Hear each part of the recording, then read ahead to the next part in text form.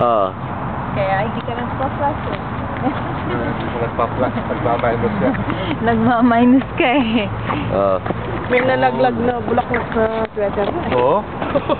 Nung nagpunta ka doon. Cherry blossom ng Belleville. 2008. Correct? 2009. 2009. Actually, hindi pa siya full blown. Oo. Hindi pa. Tingnan mo to, hindi pa lumabas yung bulaklak niya. Oh. Wala pa. Oo. One pa lang siya. Sa Brookdale Garden, meron na rin kami. Oo. Sige, mauna kayo. Sabi niya, susunod ako.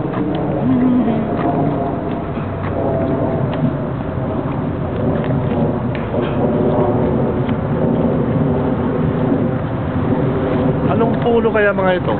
Laramas. Claramas? Ano kaya? Cherry blossom, cherry. I don't know. Maybe like a cherry. What?